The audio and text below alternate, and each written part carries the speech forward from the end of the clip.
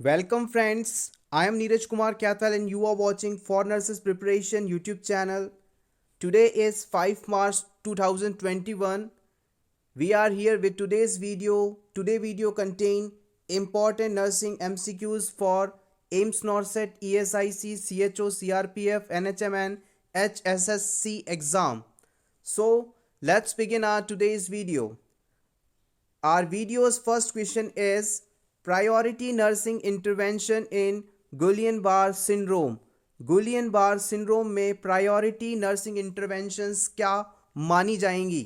Option A maintenance of airway and breathing pattern, option B nutritional management, option C appropriate positioning या फिर option D early mobility.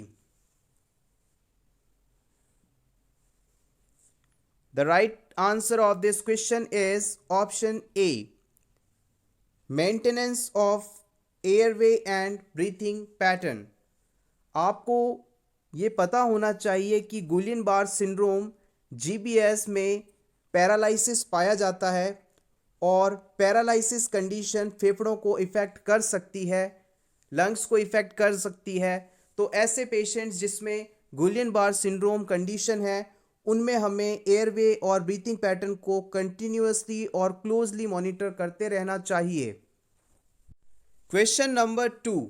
The nurse is caring for a client with a diagnosis of pemphigus vulgaris.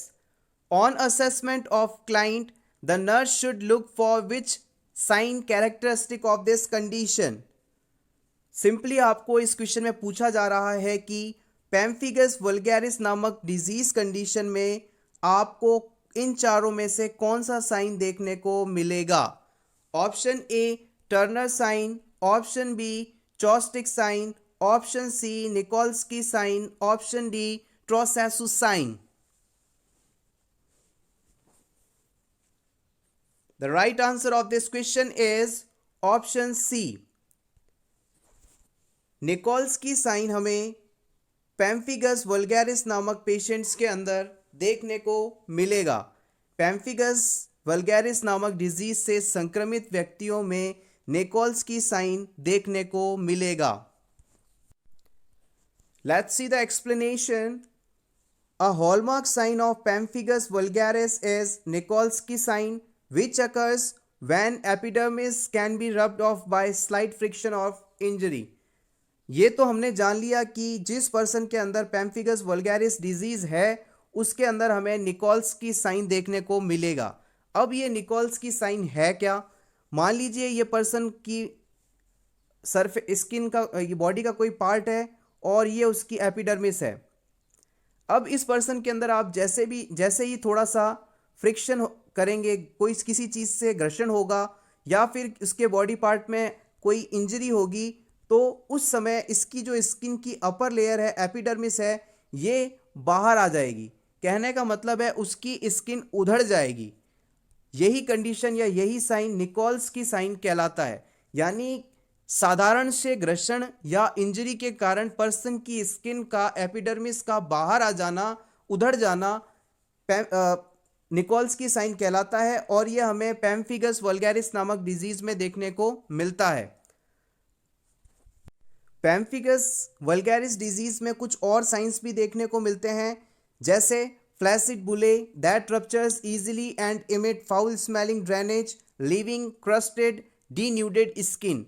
Person की skin के ऊपर बुले यानी छाले पाए जाते हैं या फिर फफोले भी कह सकते हैं, जो कि बहुत ही आसानी से रप्चर हो जाते हैं, फट जाते हैं और इनके फटने पर बदबूदार तरल या ड्रेनेज निकलता है और स्किन के ऊपर क्रस्ट इसके फूटने के बाद रह जाती है. The lesions are common on face, back, chest, umbilicus. Even slight pressure on the intact blister may cause spread to adjacent skin. अब यहाँ पर जो ब्लिस्टर्स हैं, बुले हैं या छाले हैं, वो मुख्य रूप से फेस पर, बैक पर, चेस्ट पर और अम्बिलिकस एरिया में पाए जाएंगे और इन छालों पर, ब्लिस्टर्स पर यदि हल्का सा भी दबाव पड़े तो ये फूट जाते हैं और ये पास वाले ऑर्गन या स्किन पर स्प्रेड होते हैं, फैलते हैं. ऑप्शन में बताया गया टर्नर ऑप्शन है, टर्नर साइन है, इसके बारे में भी जान लेते हैं. Turner sign refers to a grayish discoloration of the flanks that is seen in client with acute pancreatitis. मान लीजिए ये कोई पर्सन है, पेशेंट है, इसका जो फ्लैंक वाला रीजन है यानी कि जो पसलियों के पास साइड वाला हिस्सा है, इस स्थान पर यदि ग्रेइश डिस्कलरेशन हो जाए, ग्रे कलर की स्किन हो जाए, तो इसे हम टर्नर साइन कहेंगे। और ये हमें पैंक्रियाटाइटिस के पेशेंट्स के अंदर देखने को मिलता है। नेक्स्ट बात करते हैं चॉस्टिक साइन की और ट्रोसेसुस साइन। आप इन दोनों साइंस को अच्छे से समझ लीजिएगा, ये दोनों ही साइंस बहुत इंपॉर्टेंट हैं और प्रीवियस एग्जाम्स में इनके बारे में पूछा गया है कि ये दोनों साइन किस कंडीशन में देखने को मिलते हैं और इन दोनों साइंस में क्या देखने को मिलता है। सबसे पहले बात करते हैं चॉस्टिक साइन की। Seen in tetany, it is a spasm of facial muscles elicited by tapping the facial nerve in the region of parotid gland. सबसे पहली बात टिटेनी। टिटेनी शब्द का मतलब है बॉडी के अंदर कैल्शियम लेवल का कम हो जाना। हमारे बॉडी में नॉर्मल कैल्शियम लेवल 8 से 10 के बीच में माना जाता है। यदि कैल्शियम का लेवल 8.5 से कम हुआ तो समझ लीजिए कि पर्सन में हाइपोकैल्सीमिया कंडीशन होगी और टिटेनी जिसे आप कह सकते हैं। अब it is a Chvostek sign is a spasm of facial muscle. हमारा जो फेस है उसके अंदर फेशियल मसल्स में यदि फेशियल नर्व पर टैपिंग करने के कारण स्पाज्म आ जाए, अकड़न आ जाए, तो इससे हम चॉस्टिक साइन कहेंगे। मान लीजिए कि यह आपका फेस है, फेस के इस हिस्से में अपनी पैरोटिड ग्लैंड अंदर की तरफ पाई जाती है। बेसिकली ये एक सलाइवरी ग्लैंड होती है, सबसे बड़ी प्रकार की सलाइवरी ग्लैंड होती है। ये पर्सन का ईयर है और यहीं पर फेशियल नर्व भी मौजूद होती है। यदि पर्सन के इस हिस्से में फेशियल नर्व वाले हिस्से में आप टैप करेंगे, टच करेंगे और उसके अंदर कैल्शियम की कमी है तो उसके इस एरिया के अंदर स्पाज्म आ जाएगा। ये वाले मसल्स हैं वो कॉन्ट्रैक्ट हो जाएंगे। जैसे ही आप इस जगह पर टैप करेंगे, इस जगह पर मसल्स कॉन्ट्रैक्ट होंगे, तो यही साइन कहलाता है चॉस्टिक साइन। आइए फ्रेंड्स, अब बात करते हैं नेक्स्ट ट्रोसेसुस साइन की। ट्रोसेसुस साइन क्या है? ये साइन भी हमें टिटेनी के दौरान देखने को मिलता है। Tetany means decrease calcium level के कारण आने वाला muscles spasm, which carpal spasm can be elected by compressing the upper arm with blood pressure cuff inflated above the systolic pressure and causing ischemia to the nerve distally। Simply हम इस चीज़ को समझने की कोशिश करते हैं कि ट्रोसेसुस साइन क्या है। ये एक पर्सन है फर्स्ट इमेज के अंदर जिसमें उसका नॉर्मल हाथ हमने बनाने की कोशिश करी है। अब ट्रोसेसुस साइन की मौजूदगी कैसे चेक करेंगे? इस पर्सन के ऊपर हमने बीपी कफ लगाया, इसकी जो अपर आर्म है वहाँ पर बीपी कफ लगाया और बीपी कफ को हमने इन्फ्लेट किया। जैसे ही हम बीपी कफ को इन्फ्लेट करते हैं और उसके बाद यहाँ पर प्रेशर पड़ने के कारण उसका जो हाथ है अंदर की तरफ मुड़ जाता है। उसका जो हाथ है सीधा रहना चाहिए जैसे आप इस इमेज में देख रहे हैं, लेकिन ये सीधा ना रहकर अंदर की तरफ मुड़ने लगता है। यदि ऐसा आप किसी पर्सन में देखते हैं तो आप कह सकते हैं कि उसमें ट्रोसेसुस साइन प्रेजेंट है, यानी उसके अंदर जो है कैल्शियम की कमी है। वापस से समझ लीजिए, किसी पर्सन के अंदर आपने बीपी कफ लगाया और बीपी कफ लगा के जैसे ही आपने कफ को इन्फ्लेट किया, उसमें हवा भरी, पर्सन का हाथ अंदर की तरफ मुड़ने लगा, तो आप कहेंगे कि पर्सन के अंदर ट्रोसेसुस साइन प्रेजेंट है, वो हाइपोकैल्सीमिया या टिटेनी से ग्रसित है। लास्ट में पेम्फिगस वल्गैरिस से जुड़ा एक और इंपॉर्टेंट पॉइंट आप चाहें तो नोट कर सकते हैं। Pemphigus vulgaris is a rare auto immune disease that causes blister और bullae. The nurse need to provide gentle care to prevent rupture of the skin lesion. Pemphigus vulgaris patient की care करते समय हमेशा आपको ध्यान रखना है कि उसकी स्किन पर मौजूद ब्लिस्टर्स या छाले या फफोले आपके थोड़े से भी फ्रिक्शन या दबाव से फट सकते हैं। तो इस चीज़ से बचाने के लिए आपको उसमें जेंटल केयर करनी है उसके स्किन की। और याद रखिएगा ये एक रेयर ऑटो इम्यून डिजीज़ है।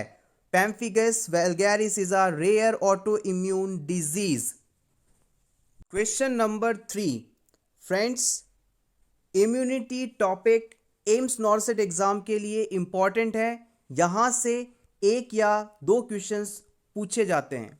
सो be prepare about this. Immunity by antibody formation during the course of disease is known as. यदि किसी पर्सन में कोई डिजीज हो जाता है, रोग हो जाता है, और इस रोग के बाद उसका शरीर स्वतः ही एंटीबॉडीज बनाता है और ठीक होता है, तो ये किस प्रकार की इम्यूनिटी कहलाती है? Option A active natural immunity, option B active artificial immunity, option C passive natural immunity, या फिर option D passive artificial immunity. The right answer of this question is option A, active natural immunity. अब इसे थोड़ा सा explain कर लेते हैं. यहाँ पर एक्टिव क्यों है? बिकॉज हमारी बॉडी में डिजीज आया और इसके खिलाफ हमारी बॉडी ने खुद से मेहनत करके इसके अगेंस्ट में एंटीबॉडी प्रिपेयर किए, एक्टिवली पार्टिसिपेट किया, तो so it is a type of active immunity. और नेचुरल वर्ड इसलिए यूज कर रहे हैं यहाँ पर because the disease occurs by naturally. Okay, so there is a active natural immunity and this is a very important question. Question number 4.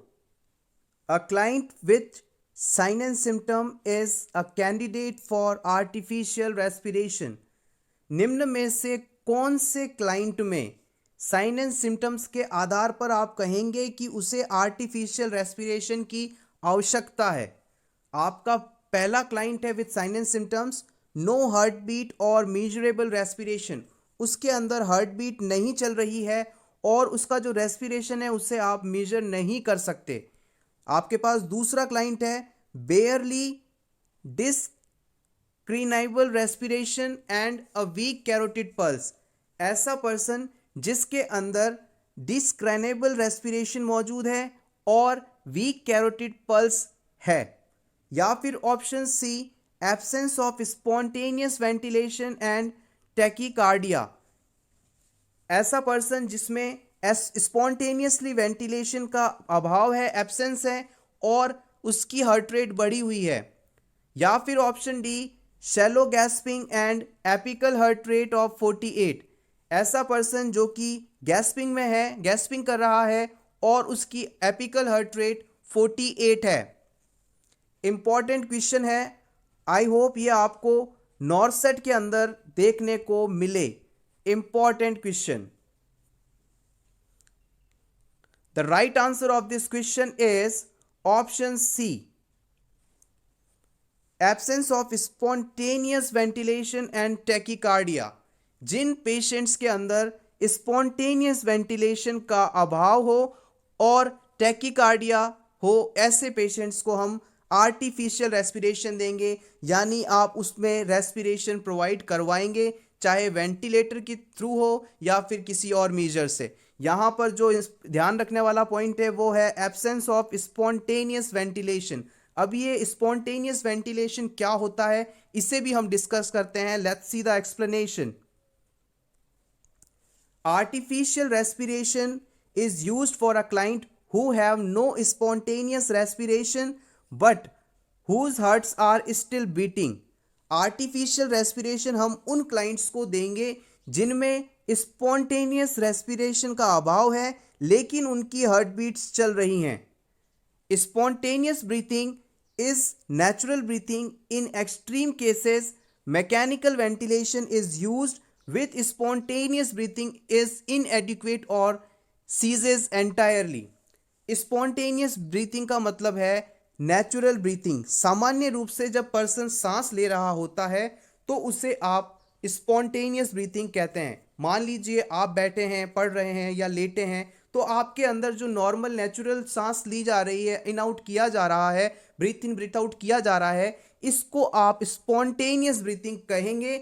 और यदि किसी पर्सन के अंदर सांस लेने में तकलीफ हो रही है वो अपने डायफ्राम और रेस्पिरेशन मसल्स का इस्तेमाल करके ताकत लगाकर सांस ले रहा है, तो ऐसे में हम कहेंगे कि पर्सन के अंदर स्पॉन्टेनियस ब्रीथिंग का अभाव है या फिर उसमें कंप्लीट सीजेशन हो चुका है स्पॉन्टेनियस ब्रीथिंग का। तो ऐसे पेशेंट्स को आप आर्टिफिशियल रेस्पिरेशन प्रोवाइड करवाएंगे। आई होप आप समझ गए होंगे स्पॉन्टेनियस ब्रीथिंग क्या होता है। कार्डियोपल्मोनरी रिसस्टिटेशन यानी CPR is required for clients with neither heart rate और spontaneous ventilation।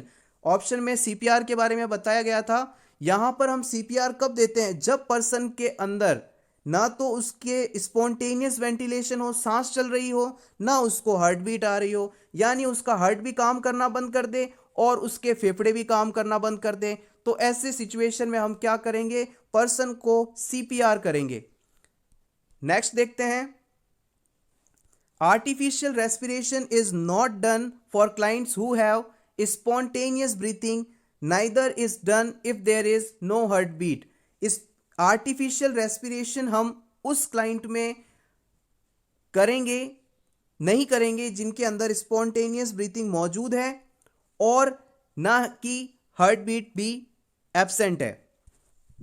Question number 5, which lab test is to be monitored while the client is on treatment with aminoglycosides।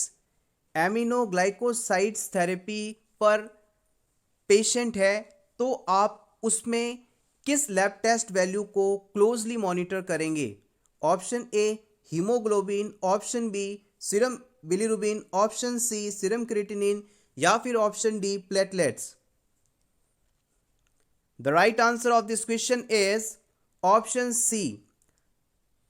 हम उस patient के अंदर serum creatinine level को closely monitor करेंगे। हमारा patient aminoglycosides ले रहा है तो हम उसमें सीरम क्रिएटिनिन का मॉनिटर करेंगे। Question number 6, haemoglobin is a type of, निम्न में से हीमोग्लोबिन किसका एक प्रकार है।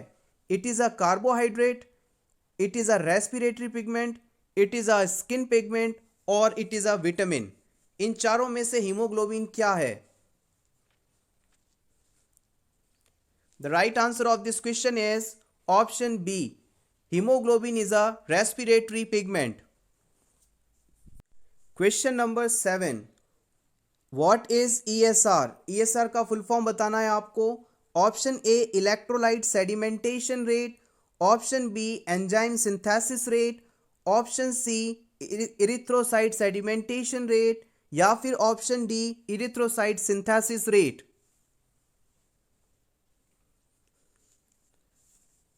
The right answer of this question is option C. Erythrocyte sedimentation rate is a full form of ESR, erythrocyte sedimentation rate. Let's see the explanation. ESR stands for erythrocyte sedimentation rate. It is the rate at which RBC settle down after mixing with anticoagulant, heparin, sodium citrate or EDTA in vertical tube. ESR का पूरा नाम erythrocyte sedimentation rate है और इसमें हम RBC के settle down होने की रेट को कैलकुलेट करते हैं। हम क्या करते हैं कि एक टेस्ट ट्यूब लेते हैं, उसके अंदर एंटीकोगुलेंट सब्सटेंस डाल देते हैं यानी सोडियम सिट्रेट, हिपेरिन या ईडीटीए, इनमें से कोई भी एक, ताकि इसमें जब हम ब्लड डालें तो वो उसका क्लॉट ना बने। अब इस ट्यूब को हम अच्छे से मिक्स करने के बाद, सेंट्रीफ्यूज करने के बाद वर्टिकली स्टैंड पर रख देते हैं बिना हिलाए डुलाए। अब हम इसे 1 घंटे बाद चेक करते हैं और ये देखते हैं कि 1 घंटे बाद किस रेट से आरबीसीज नीचे डाउन की तरफ आ रही हैं और यही रेट कहलाता है erythrocyte sedimentation rate. Western method के द्वारा हम जब ईएसआर चेक करते हैं तो 1.6 ml blood mixes with 0.4 ml sodium citrate 4:1 ratio in Wester green tube. जब हम ईएसआर को वेस्टर ग्रीन मेथड के द्वारा चेक करते हैं तो वेस्टर्न ग्रीन ट्यूब का इस्तेमाल करते हैं जो कि 300 mm लॉन्ग होती है और इसमें हम 1.6 ml ब्लड सैंपल लेते हैं और 0.4 ml सोडियम सिट्रेट लेते हैं, जिसे मिक्स करने के बाद वर्टिकली रखते हैं। अब जान लेते हैं ESR से जुड़ी कुछ नॉर्मल वैल्यूज़ के बारे में। Tube is stand vertically and undisturbed and the reading is taken at the end of 1 hour. 1 घंटे बाद हमें रीडिंग नोट करनी है।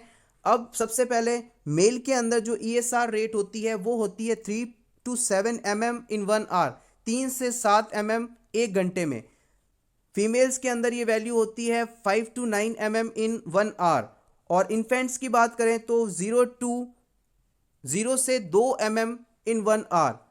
इंपॉर्टेंट है, प्रीवियस एग्जाम में यहाँ से क्वेश्चन पूछा गया था कि आपको ESR वैल्यूज बतानी है। Question number 8, after assessment and diagnostic evaluation it has been determined that a client has Lyme disease. Stage 2. The nurse assesses the client for which manifestation that is most indicative of this stage. Diagnostic evaluation के बाद हम ये निर्धारित करते हैं कि person को lime disease है और वो स्टेज 2 में है। स्टेज 2 लाइम डिजीज़ के अंदर आपको निम्न में से कौन सा साइन देखने को मिलेगा? Option A lethargy, option B headache, option C erythematous rash या फिर option D neurological deficit.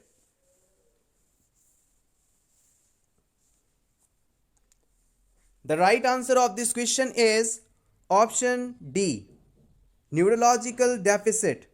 Lyme disease stage 2 patients के अंदर आपको न्यूरोलॉजिकल डेफिसिट मोस्टली देखने को मिलेगा as a chief manifestation.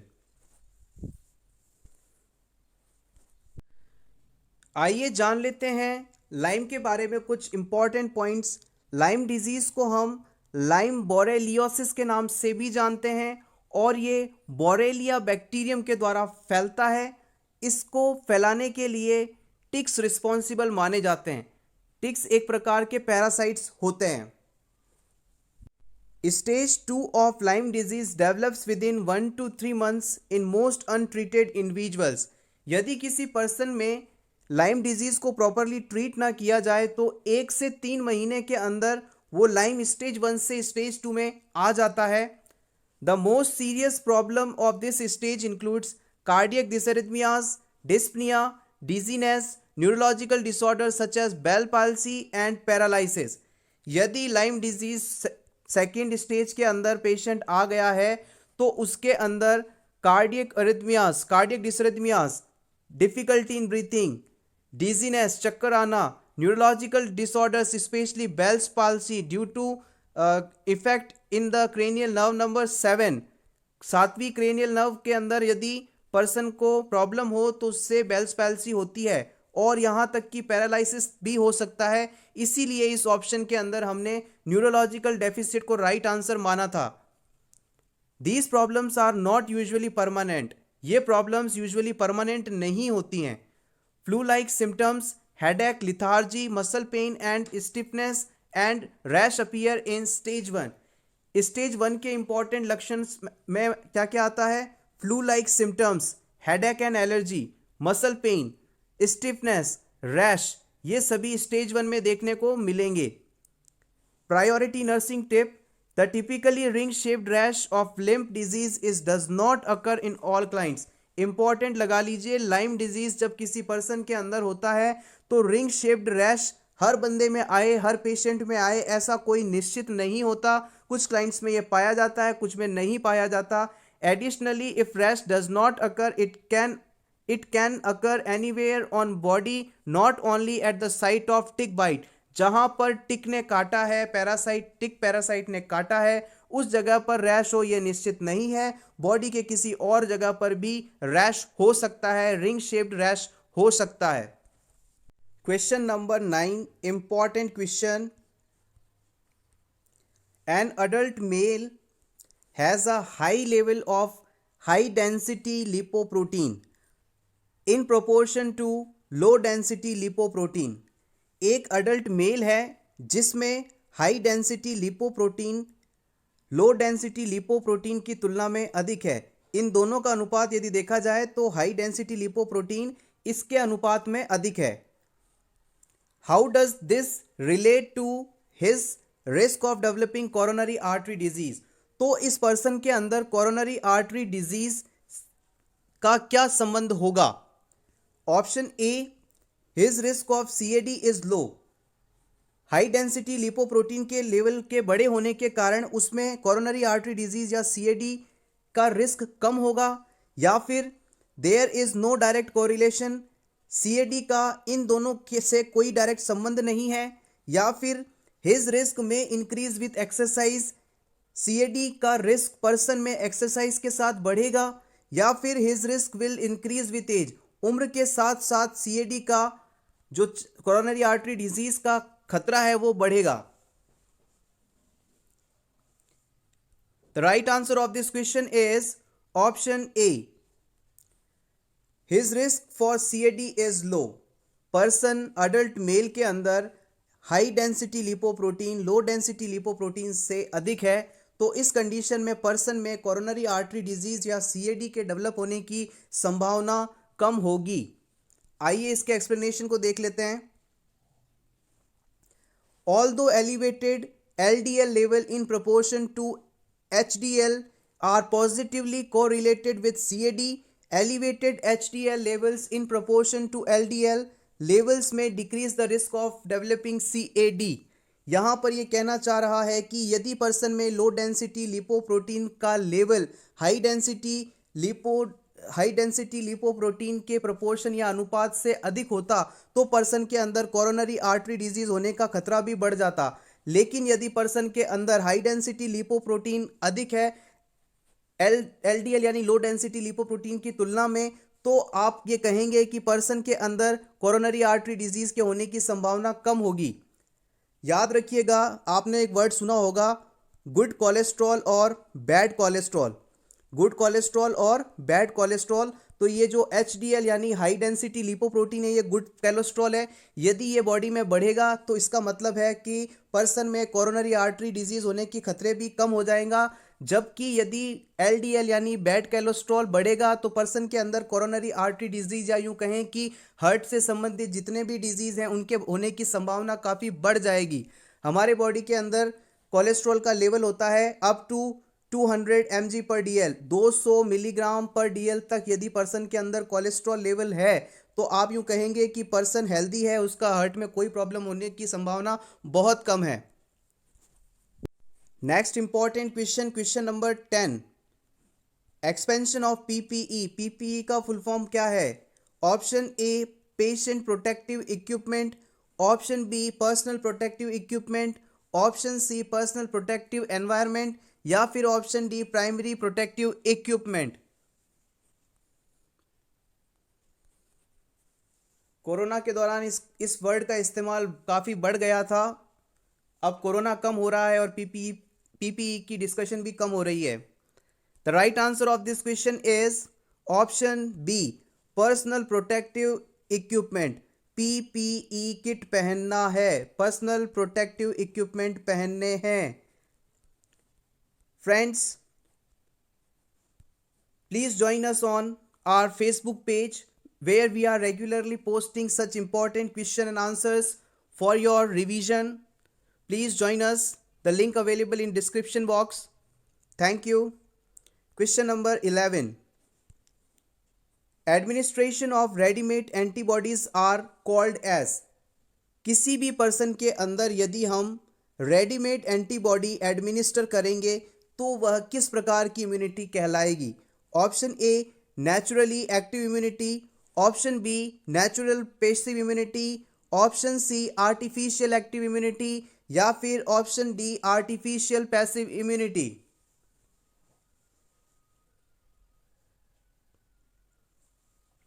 The right answer of this question is option D artificial passive immunity. सबसे पहली बात, इस प्रकार इसे हमने आर्टिफिशियल क्यों कहा? बिकॉज यहाँ पर जो एंटीबॉडीज पर्सन की बॉडी में इंजेक्ट किए जा रहे हैं इससे पर्सन ने स्वतः तैयार नहीं किया है, इसे बाहर से प्रिपेयर करके पर्सन की बॉडी के अंदर एडमिनिस्टर कराया जा रहा है, इसे आर्टिफिशियली प्रिपेयर किया है, इसलिए हमने आर्टिफिशियल नाम यूज़ किया। और पैसिव इसलिए कहा है क्योंकि पर्सन ने इस इम्यूनिटी को डेवलप करने में एक्टिवली कोई भी वर्क पार्ट नहीं किया, उसकी बॉडी ने कोई भी एक्टिव वर्क नहीं किया, एक्टिव पार्टिसिपेशन नहीं था, इसीलिए हम इसे कहेंगे artificial passive immunity. Option D is the correct answer. Question number 12. Type of stroke that can develop in a patient with chronic atrial fibrillation.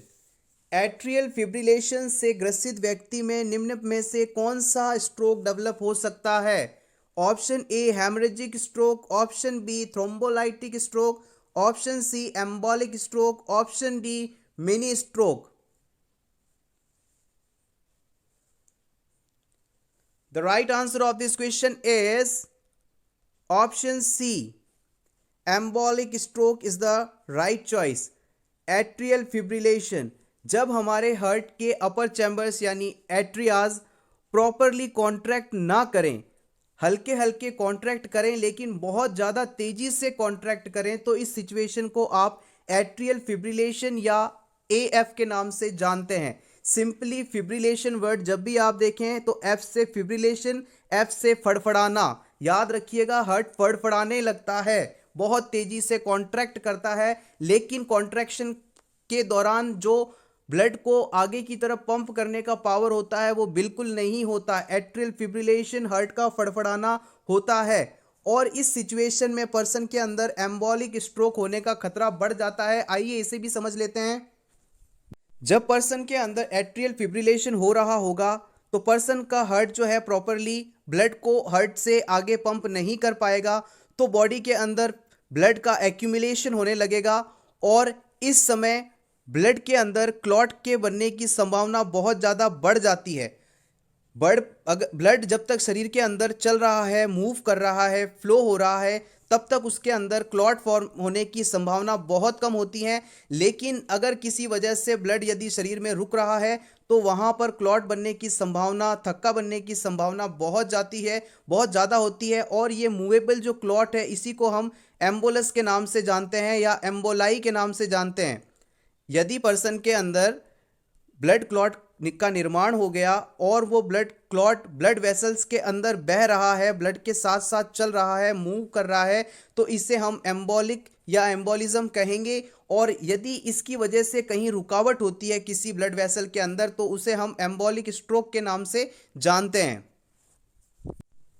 Question number 13. The nurse is caring for a client scheduled for surgical repair of the saccular abdominal aortic aneurysm. Which assessment is most crucial during the pre-operative period? आप एक person या client की care कर रहे हैं जिसमें secular abdominal aortic aneurysm है, उसका सर्जिकल रिपेयर होना है. इस क्लाइंट के अंदर मोस्ट क्रूशियल असेसमेंट क्या होगा? Option A assessment of the client's level of anxiety. Client के एंजाइटी लेवल को मापना बहुत मुश्किल होगा. या फिर evaluation of the client's exercise tolerance. Client की एक्सरसाइज टॉलरेंस को मापना मुश्किल होगा. या फिर यूँ कहें identification of peripheral pulses. Client की पेरिफेरल पल्सेस, परिधीय पल्सेस को मापना मुश्किल होगा. या फिर assessment of bowel sound and activity. Person के बाउल साउंड और उसकी एक्टिविटी को मापना मुश्किल होगा. इन चारों में से क्या मापना या असेस करना एक नर्स के लिए मुश्किल होगा जब एक person saccular abdominal aortic aneurysm से ग्रसित हो? The right answer of this question is option C. यहाँ पर ऑप्शन सी सही जवाब है. Identification of peripheral pulses. I hope आप सभी कंफ्यूज हो गए होंगे जिन्होंने इस टॉपिक को अच्छे से नहीं पढ़ा होगा. आइए इसे एक्सप्लेन भी कर देंगे ऐसा क्यों है. फर्स्ट डायग्राम में आप एक पर्सन को देख रहे हैं. इस डायग्राम के अंदर हमने इसकी दोनों किडनीज और एब्डोमिनल एरोटा को ड्रॉ किया है. अब इस एब्डोमिनल एरोटा वाले पोर्शन को अगले डायग्राम में देखते हैं.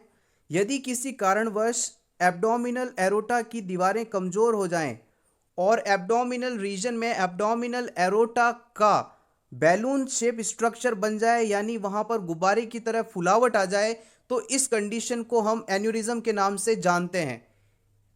Dilation of a aorta like a balloon known as aneurysm due to weakening of the walls of artery. अब ये जो एन्यूरिज्म है दो प्रकार से मुख्यतः क्लासिफाई की जाती है. पहला होता है फ्यूसिफॉर्म, जिसे आप डायग्राम नंबर 1 में देख रहे हैं। इसके अंदर जो एरोटा है वो दोनों साइड में बल्जिंग हुई है, फुली है। और दूसरा टाइप होता है जो कि इस क्वेश्चन में पूछा गया है, सेक्युलर टाइप की एन्यूरिज्म। सेक्युलर टाइप की एन्यूरिज्म में क्या होता है, जो एब्डोमिनल एरोटा होती है उसका एक ही तरफ बैलून की तरह उभार हो जाता है, एक ही तरफ उसमें बल्जिंग आ जाती है, तो इस कंडीशन को हम सेक्युलर एन्यूरिज्म कहेंगे। आई होप आप समझ गए होंगे कि एन्यूरिज्म क्या होता है, और अब जानते हैं इसके एक्सप्लेनेशन के बारे में। The assessment that is most crucial to the client is identification of peripheral pulses because aorta is clamped during the surgery. Surgery के दौरान एरोटा को हम क्लैंप कर देते हैं, बांध देते हैं, जिसकी वजह से ब्लड फ्लो डिक्रीज हो जाता है। एब्डोमिनल एरोटा को क्लैंप करने की वजह से, बांध देने की वजह से पेरिफेरी पार्ट्स के अंदर परिधीय भागों में ब्लड का फ्लो कम हो जाता है। तो ऐसी सिचुएशन में हमारे द्वारा पल्स का असेसमेंट करना बहुत ही मुश्किल होता है, बहुत धीमे पल्स चलती है, आप इसे मेजर असेस नहीं कर पाते हैं। This decreases blood circulation to kidney and lower extremities. इसके कारण किडनी और लोअर एक्सट्रीमिटीज के अंदर ब्लड सर्कुलेशन कम हो जाता है due to clamping of aorta. The nurse must also assess the return of circulation to the lower extremities. Nurse को इस सिचुएशन में लोअर एक्सट्रीमिटीज के अंदर जो सर्कुलेशन रिटर्न हो रहा है, ब्लड रिटर्न हो रहा है, इस पर भी क्लोजली मॉनिटर करना चाहिए। Answer A is of lesser concern, option B is not advised at this time, answer D is not। आइए हमने इसके बारे में कंप्लीट जान लिया है, अब चलते हैं नेक्स्ट क्वेश्चन की तरफ। A client in the cardiac step down unit requires suctioning for excess mucus secretion। एक क्लाइंट जो कि कार्डियक स्टेप डाउन यूनिट में है और उसमें एक्सेस म्यूकस सिक्रीशन हो रहा है, और इसके लिए हमें उसमें सक्शन करना है। The nurse should be most careful to monitor the client for which dysarrhythmia during this procedure। Nurse को सक्शन करते समय निम्न में से कौन से डिसअरिथमिया को प्रोसीजर के दौरान सबसे ज़्यादा क्लोजली मॉनिटर करना है। Option A bradycardia, option B tachycardia, option C premature ventricular beats, option D heart block.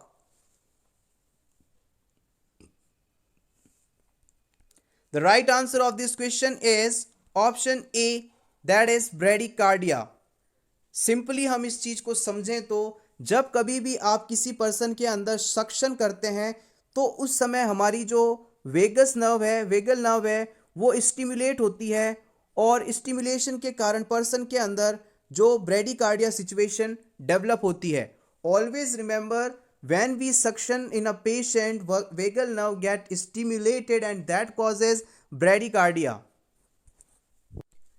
Question number 15, infected and soiled dressing has to be discarded in option A yellow bag, option B black bag, option C blue bag, option D red bag। Infected और soiled dressing को आप किस में discard करेंगे? Important है, previous exams के अंदर काफी बार पूछा जा चुका है। Right answer of this question is option A yellow bag. हम याद रखिएगा, कोई भी इन्फेक्टेड मटेरियल हो उसे हमेशा येलो बैग के अंदर डिस्कार्ड करेंगे। Question number 16, which element is found in haemoglobin. निम्न में से हीमोग्लोबिन के अंदर क्या पाया जाता है? Option A iron, option B copper, option C zinc, option D gold. The right answer of this question is option A. Haemoglobin के अंदर HB के अंदर आयरन पाया जाता है। Let's see the explanation. Haemoglobin is a iron containing pigment found on RBC that carries oxygen from the lungs to the tissue। हमारी जो RBC होती है, red blood corpuscles, red blood cells होती हैं, उनके ऊपर हीमोग्लोबिन पाया जाता है और इसका काम होता है ऑक्सीजन को टिश्यूज तक लेकर जाना। इसको इस तरह से याद रखिएगा आप,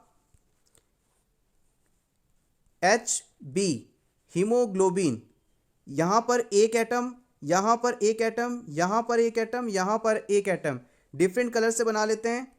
यहां पर एक एटम, यहां पर एक एटम, यहां पर एक एटम, यहां पर एक एटम। HB था हीमोग्लोबिन, हीमोग्लोबिन के अंदर 4 एटम्स आ गए। और याद रखिएगा एक हीमोग्लोबिन 4 ऑक्सीजन मॉलिक्यूल्स को कैरी करता है। 1 haemoglobin carries 4 oxygen molecules. Next point is 1 gram HB contains 3.34 mg iron. 1 gram haemoglobin के अंदर 3.34 मिलीग्राम आयरन होता है।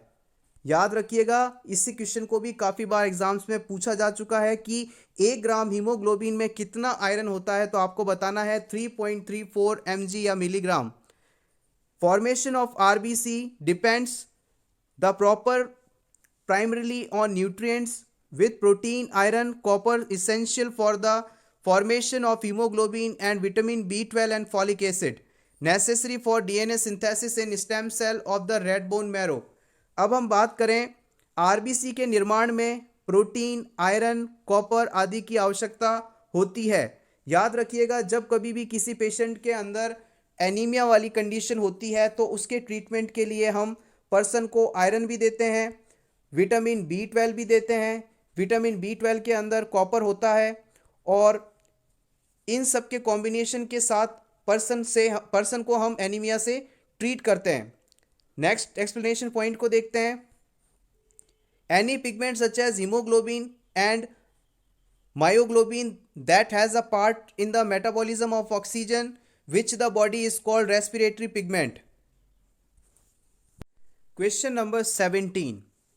The nursing instructor asked the student to describe fetal circulation, specifically the ductus venosus.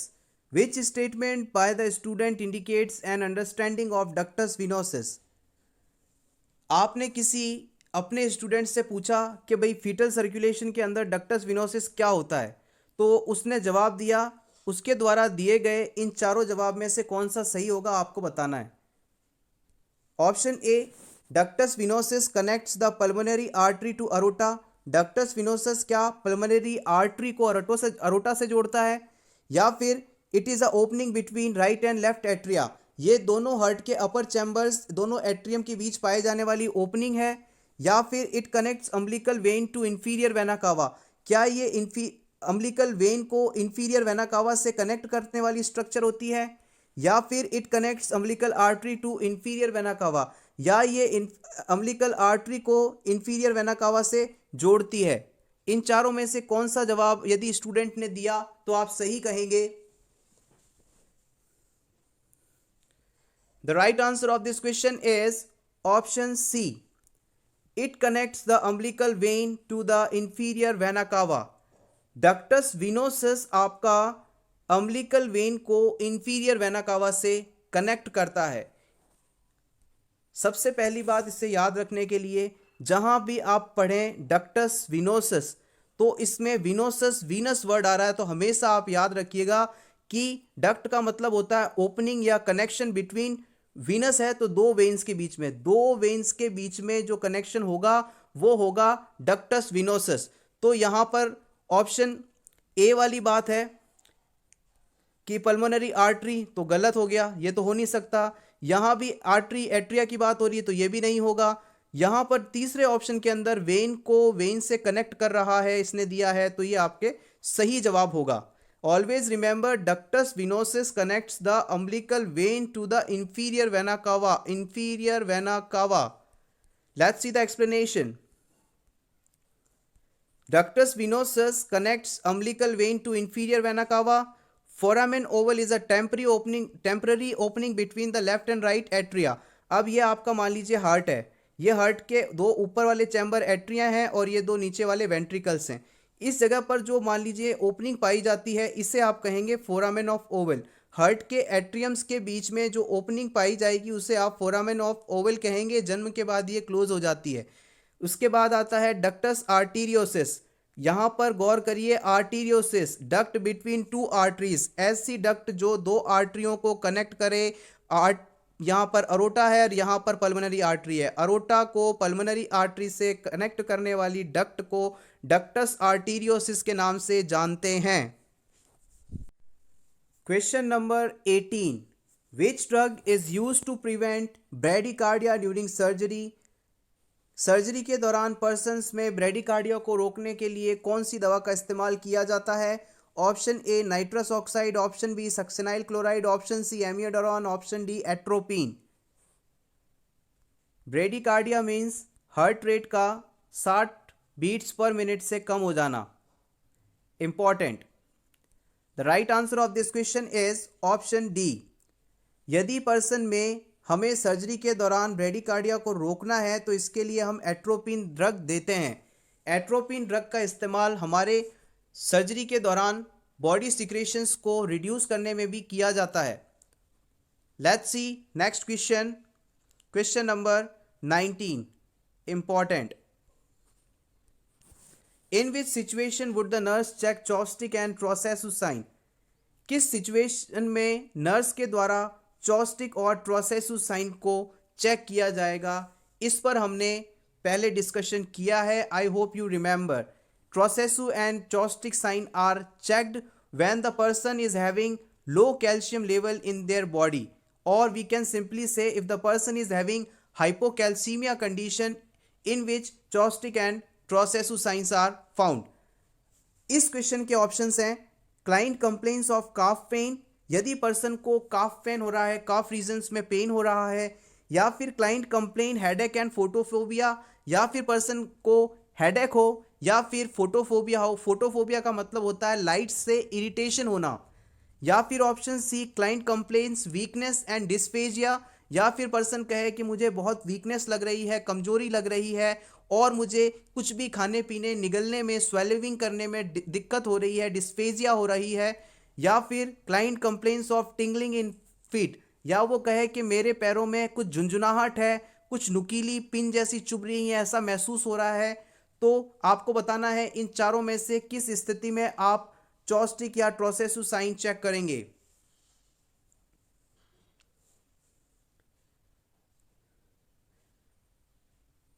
The right answer of this question is option D. Client complains of tingling in the feet. जैसे ही person के अंदर hypocalcaemia होगा, ये दोनों sign मौजूद होंगे। और hypocalcaemia condition में आपको पहले क्या देखने को मिलेगा? Tingling sensation. टिंगलिंग सेंसेशन मुख्य रूप से हाथ और पैरों में देखने को मिलता है। इसमें पर्सन को ऐसा महसूस होता है कि जैसे उसके हाथ पैरों में किसी ने कोई पिन चुबाई है, पिन चुभने जैसा सेंसेशन होता है। हिंदी में आप सिंपली कहें तो झुंझुनाहट जैसा महसूस होगा उसे।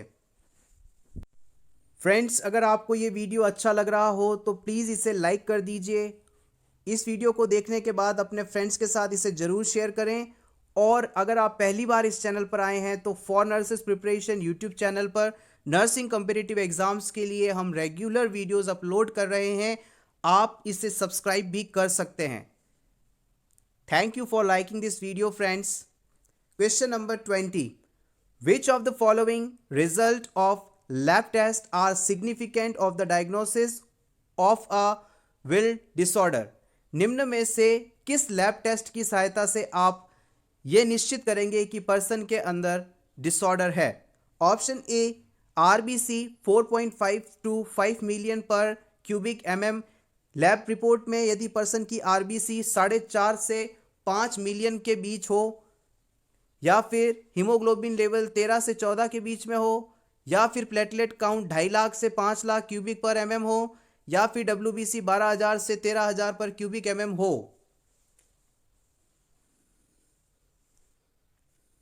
The right answer of this question is option D.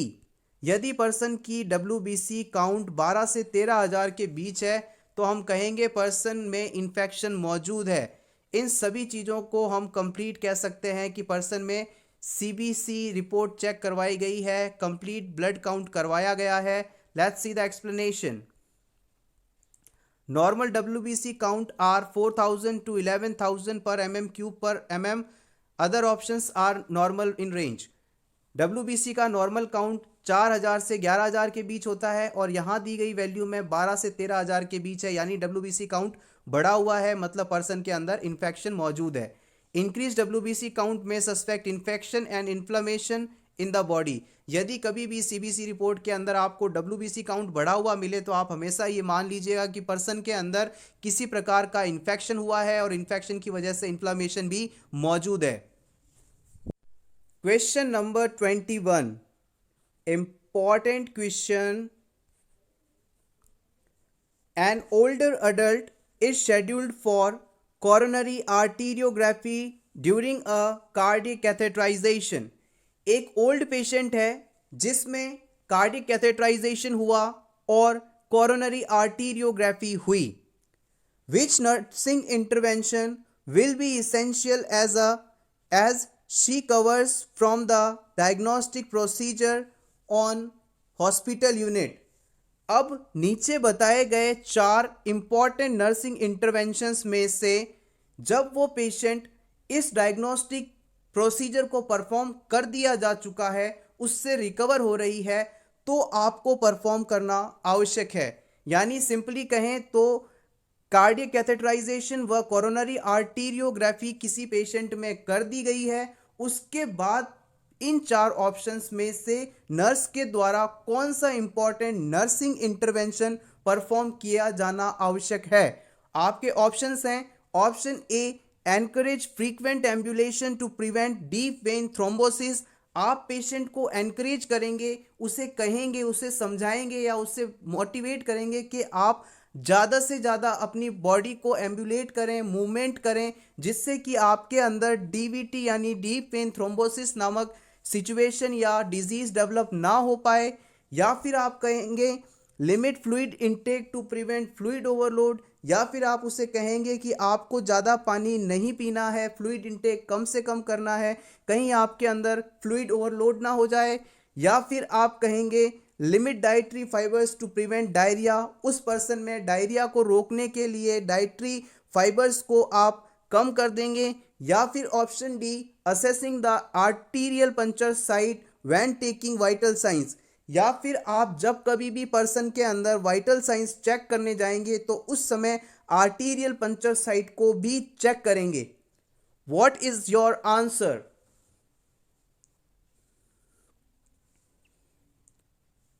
The right answer of this question is option D. Assess the arterial puncture site when taking vital signs. आप जब कभी भी पर्सन के वाइटल साइंस लेने जाएंगे तो उस दौरान आर्टीरियल पंचर साइट को भी चेक करेंगे. आर्टीरियल पंचर साइट वो साइट है जहां से पर्सन के अंदर कैथेटर को इंसर्ट किया गया था. उस साइट को जाकर देखेंगे कि वहां किसी प्रकार का infection, inflammation, complication, pain, bleeding कुछ तो नहीं. Let's see the explanation. Following a cardiac catheterization in which arterial site is used for access, the puncture or cut down site should be assessed at least as often the vital signs are monitored.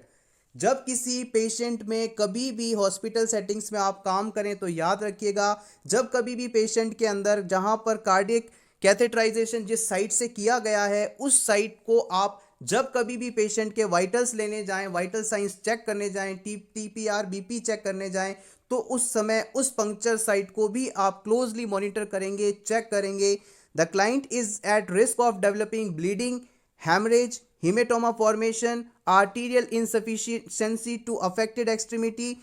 अब उस patient में जिस जगह से cardiac catheterization किया गया है या जिस एक्सट्रीमिटी में कार्डियक कैथेटराइजेशन जहां से किया गया है उस जगह पर ब्लीडिंग, हेमरेज, हीमेटोमा और आर्टीरियल इनसफिशिएंसी हो सकती है. आर्टीरियल इनसफिशिएंसी का मतलब है उस एक्सट्रीमिटी के अंदर ब्लड सर्कुलेशन धीमा हो जाएगा या सफिशिएंटली नहीं होगा और ऐसी सिचुएशन में और भी कॉम्प्लिकेशंस हो सकते हैं. तो इस चीज़ को प्रिवेंट करने के लिए हमें पंक्चर साइट को जब कभी भी वाइटल साइंस लेने जाएं जरूर चेक करना है. When the arterial access site is used, the client is on strict bed rest so at least several hours. जैसे कि ऑप्शन ए में यहाँ बताया गया था कि आपको क्लाइंट को एम्बुलेट यानी मूवमेंट करने के लिए प्रेरित करना है, उसे कहना है कि आप डीवीटी से बचने हेतु कंटिन्यूअसली अपने बॉडी को या पैरों को मूव करते रहें। लेकिन इस क्वेश्चन में, इस सिचुएशन में पर्सन को मूवमेंट के लिए आप नहीं कह सकते, बिकॉज हमें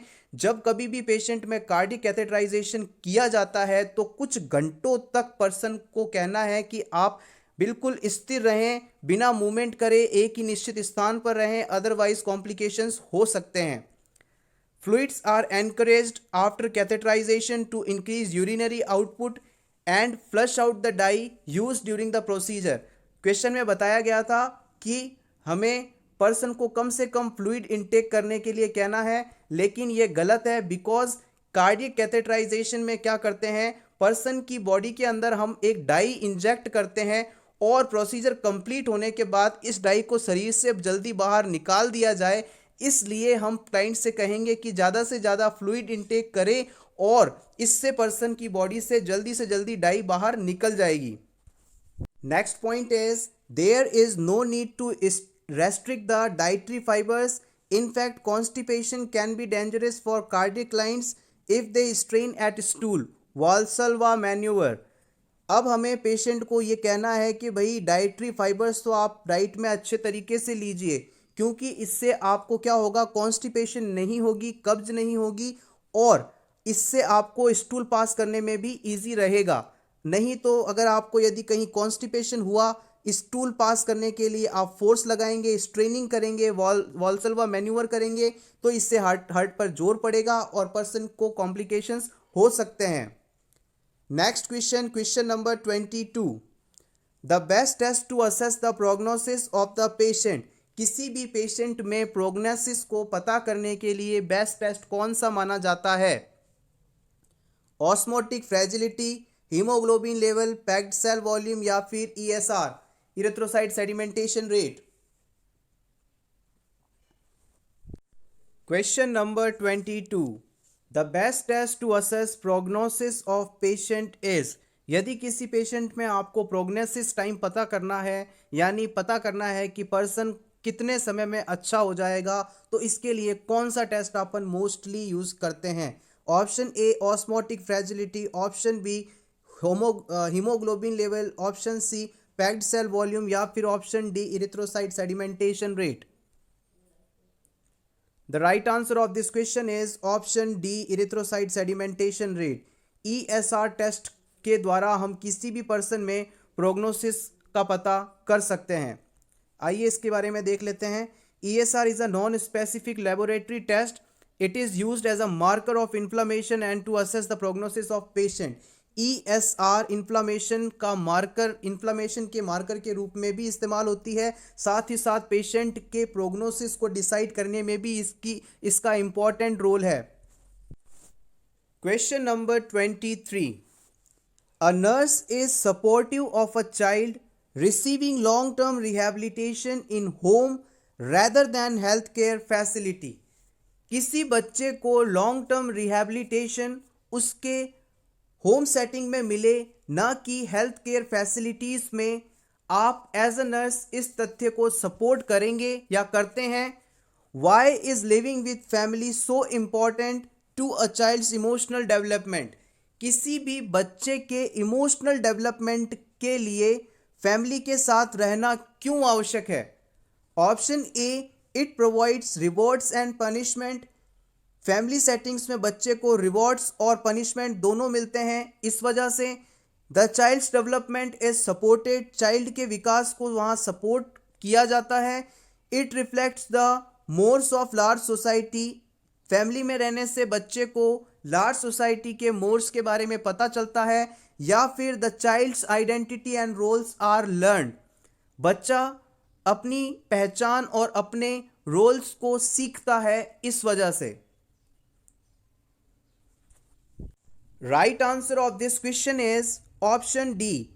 The child's identity and roles are learned.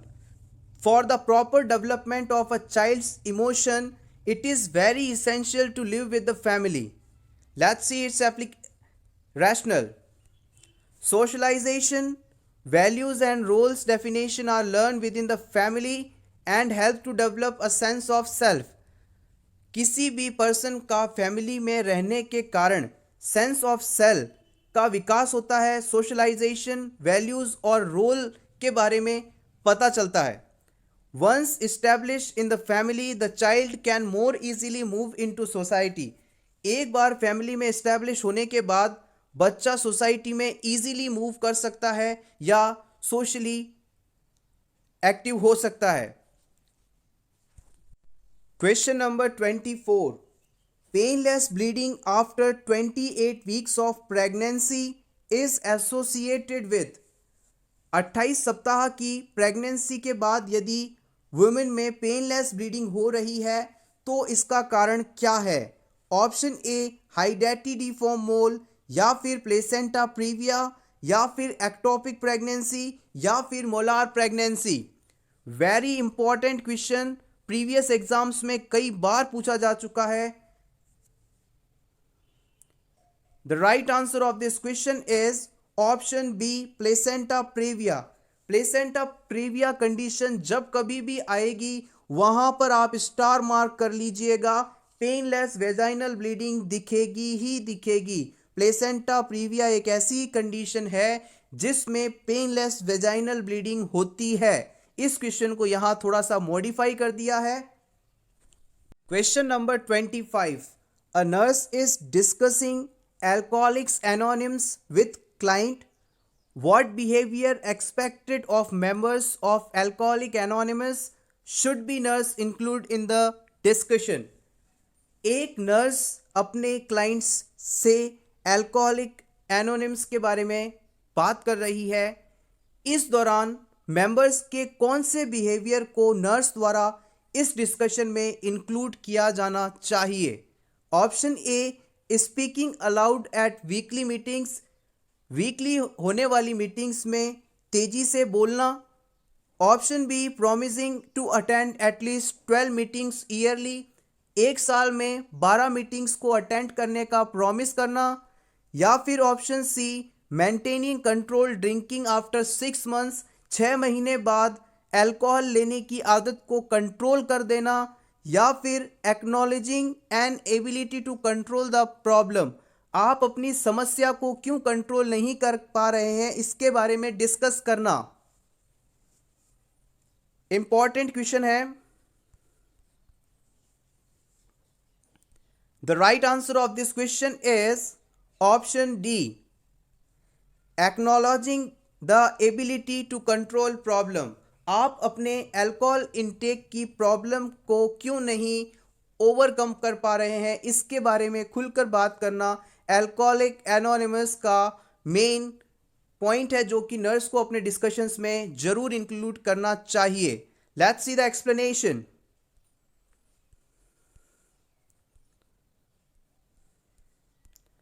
A major premises of Alcoholics Anonymous is that to be successful in achieving sobriety, client with alcohol abuse problem must acknowledge their inability to control their drinking. Alcoholics Anonymous का मुख्य उद्देश्य है कि सोबेरिटी को प्राप्त करना, यानी alcohol intake को कंप्लीटली बंद कर देना, शराब छोड़ देना। लेकिन यदि क्लाइंट इस चीज़ को करने में असमर्थ है तो वो अपनी ड्रिंकिंग हैबिट को, अल्कोहल इंटेकिंग हैबिट को क्यों नहीं छोड़ पा रहा है इसके बारे में सबसे बताए, इसके बारे में बात करे, ये आवश्यक है। There is no rule about speaking at meetings although members are strongly encourage to do. Meetings में, अल्कोहलिक एनोनिमस की मीटिंग्स के अंदर आपको बात करने से रिलेटेड कोई भी रूल नहीं है, लेकिन वहाँ पर एनकरेज किया जाता है कि आप ज़्यादा से ज़्यादा अपनी बातों को, अपनी भावनाओं को लोगों के सामने रखें, एक्नॉलेज करें, अपनी प्रॉब्लम्स को डिस्कस करें। There are no rule of attending at meetings although members are strongly encourage to attend as often as possible. आपको कितनी मीटिंग्स अटेंड करनी है इसका कोई फिक्स रूल नहीं है, लेकिन मेंबर्स को एनकरेज किया जाता है, मोटिवेट किया जाता है, उन्हें बताया जाता है कि ज़्यादा से ज़्यादा मीटिंग्स को आप अटेंड करें। This is not a part of alcohol anonymous. This group strongly supports the total abstain for life, alcoholic anonymous group के द्वारा जो सिद्धांत बनाए गए हैं उनके अकॉर्डिंग आपको हमेशा के लिए स्ट्रांगली अल्कोहल इंटेक को छोड़ना है। फ्रेंड्स, अगर आप इस वीडियो की पीडीएफ को चाहते हैं अपने प्रैक्टिस के लिए तो आप इस वीडियो के नीचे दिए गए हमारे टेलीग्राम चैनल के लिंक पर जाकर इस ग्रुप को ज्वाइन करें, इस पेज को ज्वाइन करें। वहां पर आपको इस वीडियो की पीडीएफ मिल जाएगी। आपकी प्रैक्टिस के लिए टेलीग्राम चैनल पर इंपॉर्टेंट क्वेश्चंस का कलेक्शन भी है, please check. Question number 26, when antibodies are produced inside the infected body it is called. Option A passive immunity, option B active immunity, option C A and B options both, option D none of the above. यदि किसी person के अंदर antibodies का निर्माण स्वतः हो रहा है बॉडी में तो इसे आप क्या कहेंगे, कौन सी इम्यूनिटी कहेंगे? The right answer of this question is option B, it is a example of active immunity. Person की बॉडी एक्टिवली पार्टिसिपेट करते हुए एंटीबॉडीज का निर्माण कर रही है तो इसे आप एक्टिव इम्यूनिटी कहेंगे। पैसिव इम्यूनिटी के अंदर बॉडी के अंदर इम्यूनिटी का निर्माण नहीं होता, इस टाइप की इम्यूनिटी में पर्सन को एंटीबॉडीज बाहर से मिलते हैं। Next question, question number 27, which of the following action is not used to prevent excessive haemorrhage in third stage of labour. Labour की थर्ड स्टेज के दौरान किसी फीमेल में, वुमेन में एक्सेसिव हैमरेज हो रहा है, बहुत ज़्यादा ब्लीडिंग हो रही है, तो उसे रोकने के लिए निम्न में से कौन सा ऑप्शन इस्तेमाल नहीं किया जाता? Option A oxytocin administration, option B uterine massage, option C methergine administration, option D right mediolateral episiotomy. The right answer of this question is option D, right mediolateral episiotomy. एपिसियोटॉमी का मतलब होता है during the child birth vaginal canal को broad करना ताकि baby easily deliver हो चुके। इस सिचुएशन में जबकि बेबी वुमेन थर्ड स्टेज में है, बेबी डिलीवर हो चुका है लेकिन उसमें कंटिन्यूअसली ब्लीडिंग हो रही है, एक्सेस हेमरेज हो रहा है, तो इस सिचुएशन में आप ऑक्सीटॉक्सिन एडमिनिस्ट्रेशन करवा सकते हैं ताकि यूट्रस की जो टोन है वो बढ़े, वहां पर मौजूद ब्लड वेसल्स के अंदर कंप्रेशन हो और ब्लीडिंग डिक्रीज हो। या फिर हम यूट्राइन मसाज कर सकते हैं या फिर मेथार्जिन एडमिनिस्टर कर सकते हैं। क्वेश्चन नंबर 28, हीमोक्रिट के बारे में नीचे दिए गए 4 ऑप्शंस में से कौन सी बात या कौन सा ऑप्शन सही है? Would be expected to decrease in polycythaemia condition. यदि किसी पर्सन में पॉलीसाइथीमिया कंडीशन डेवलप हो रही है तो इस सिचुएशन में हीमेटोक्रिट का लेवल कम होगा। या फिर option B would be expected to increase during और due to haemolytic anaemia. Haemolytic anaemia condition में जो हीमेटोक्रिट लेवल है वो इंक्रीज होगा। या फिर option C, it is typically between 28 to 48 in normal adult males. Males के अंदर 28 से 48% इसकी नॉर्मल वैल्यू है। या फिर option D, could be increase due to an increase in EPO release by the kidney. Kidney से रिलीज होने वाले ईपीओ के कारण हीमेटोक्रिट का लेवल बढ़ जाता है। आपको इन चारों में से बताना है हीमेटोक्रिट के लिए कौन सा ऑप्शन सही है। The right answer of this question is option D, could be increased due to increase in EPO released by kidney. Kidney के द्वारा EPO हार्मोन के रिलीज के कारण हीमेटोक्रिट लेवल भी बढ़ जाता है।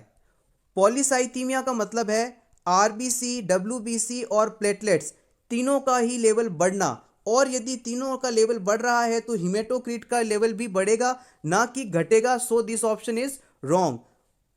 हीमोलाइटिक एनीमिया कंडीशन में हीमेटोक्रिट इंक्रीज होगा, ये ऑप्शन भी गलत है, बिकॉज हीमोलाइटिक कंडीशन के अंदर हमारी जो आरबीसीज हैं वो डिस्ट्रॉय हो जाती हैं, खत्म हो जाती हैं। तो इस सिचुएशन में तो हीमेटोक्रिट घटना चाहिए, ना कि बढ़ना चाहिए, तो ये ऑप्शन भी गलत। और नॉर्मल वैल्यू की हम बात एक्सप्लेनेशन वाले पॉइंट में करते हैं। आइए जानते हैं। The percentage of total blood volume occupied by the RBC known as packed cell volume PCV. हमारे ब्लड के अंदर आरबीसी द्वारा कितना % स्थान घेरा गया है उसे ही हम पैक्ड सेल वॉल्यूम कहते हैं या फिर हीमेटोक्रिट कहते हैं। मान लीजिए ये हमारा ब्लड है, ब्लड के अंदर ये आरबीसी हैं, इस आरबीसी के द्वारा इस स्पेस का कितना % भाग घेरा गया, यही value PCV packed cell volume या हीमेटोक्रिट कहलाती है और इसे हम हमेशा परसेंटेज में शो करते हैं।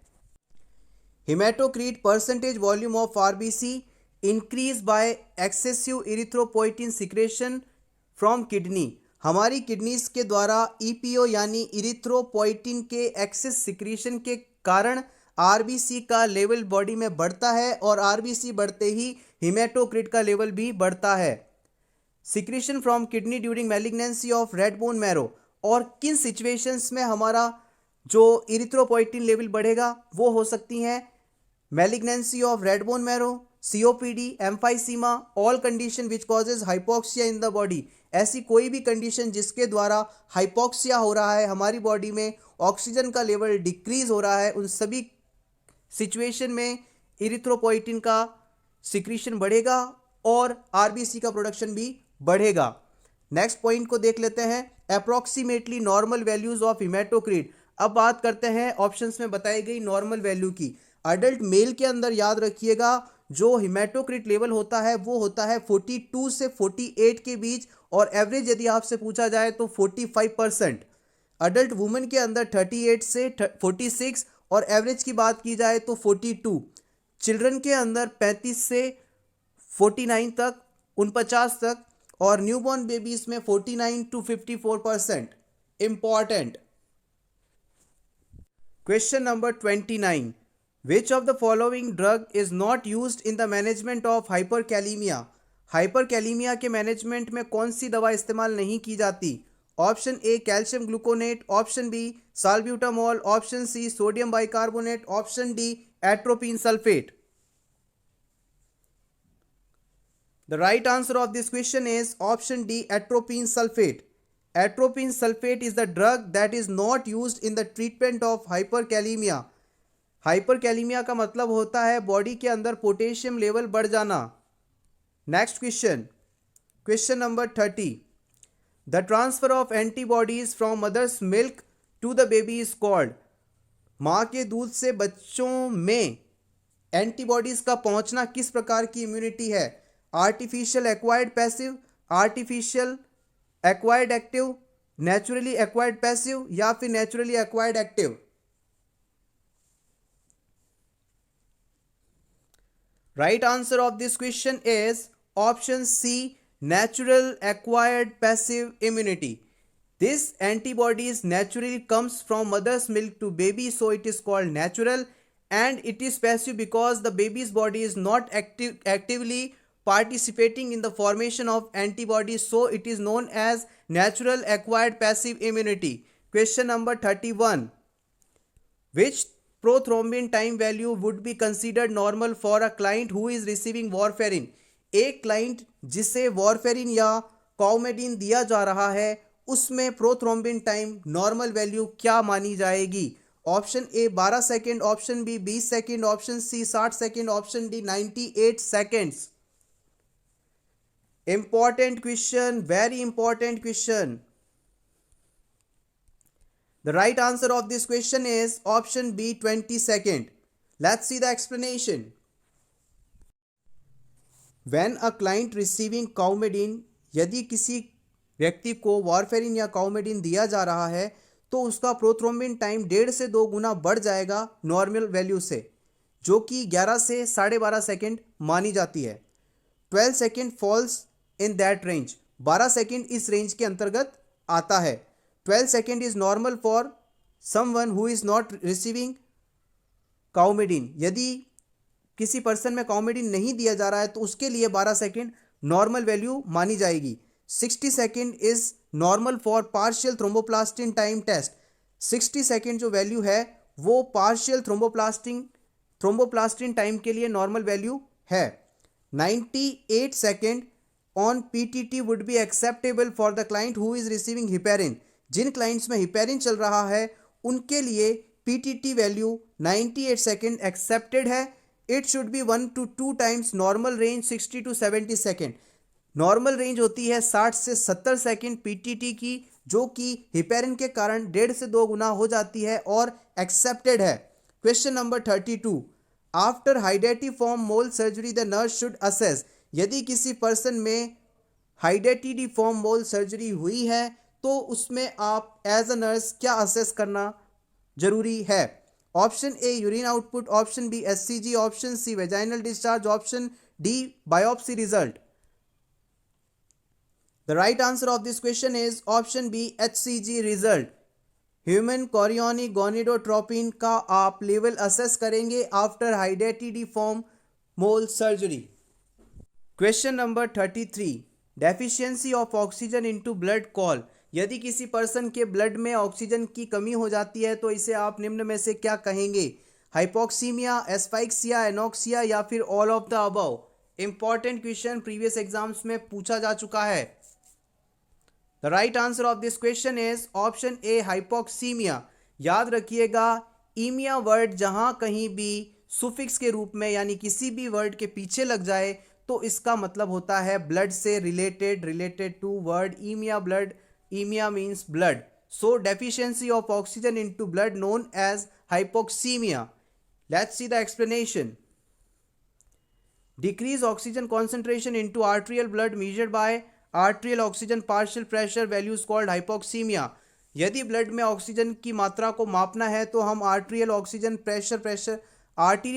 पार्शियल प्रेशर के द्वारा मापेंगे, और यदि ऑक्सीजन की लेवल कम होता है तो इसे हम हाइपोक्सीमिया कहेंगे।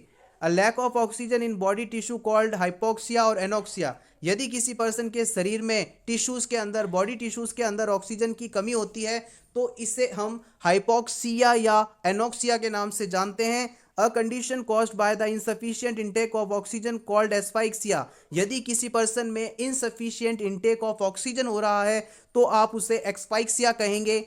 एक बार फिर से रिवाइज कर लेते हैं। Hypoxaemia is the deficiency of oxygen into blood, hypoxia or anoxia is the deficiency of oxygen into tissues, and if a person not sufficiently intaking the oxygen it is called asphyxia.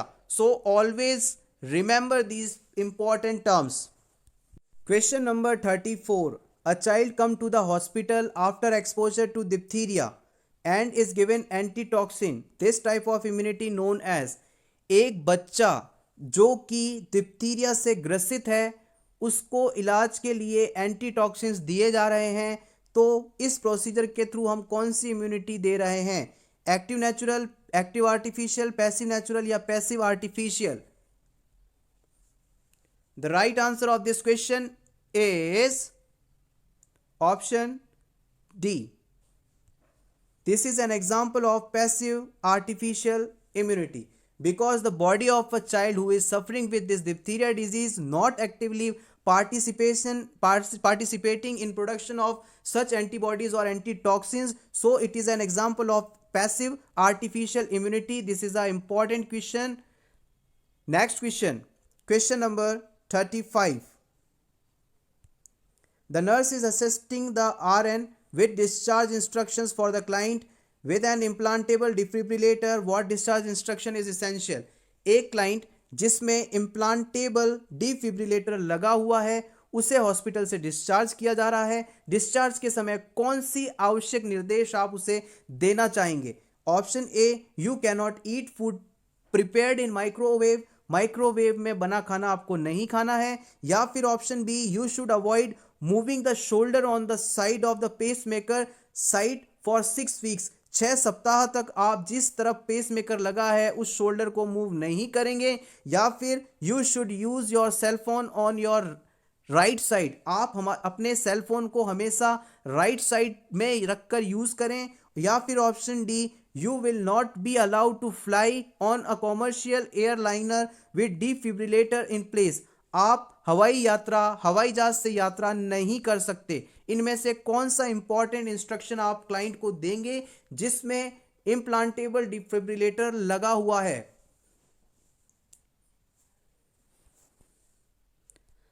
The right answer of this question is option C, you should use your cell phone on the right side.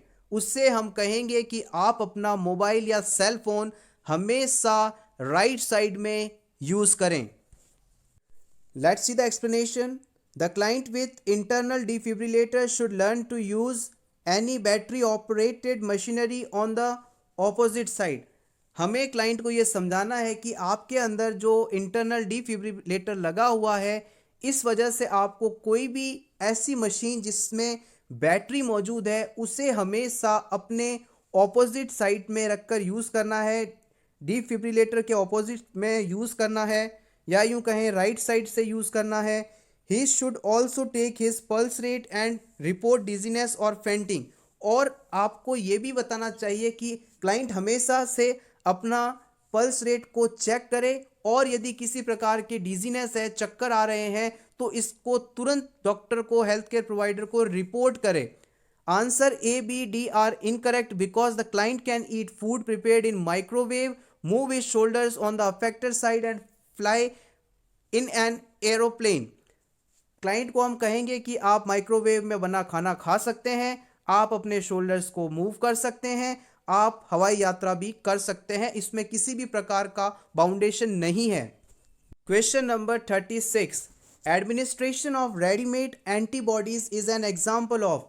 यदि किसी person में हम readymade antibodies administer कर रहे हैं तो वो कौन सी इम्यूनिटी कहलाएगा? Option A active, option B passive, option C active natural, option D passive natural. The right answer of this question is option B, passive immunity. Readymade antibodies का body के अंदर एडमिनिस्ट्रेशन पैसिव इम्यूनिटी कहलाएगा। Question number 37, last question of this video. An adult has a coagulation time of 20 minutes. The nurse should observe the client for which of the following. एक adult जिसमें कोagulation time 20 minute का है, यानी clot formation का time 20 minute का है, तो इस पेशेंट में एज अ नर्स आप क्या ऑब्जर्व करेंगे? Option A blood clots, option B ecchymotic area, option C jaundice, option D infection. The right answer of this question is option B ecchymotic area. इस person में हम ecchymotic area को observe करेंगे। The normal clotting time is 9 to 12 minutes. A prolonged clotting time would suggest a bleeding tendency. The client should be observed for signs of bleeding such as ecchymotic area.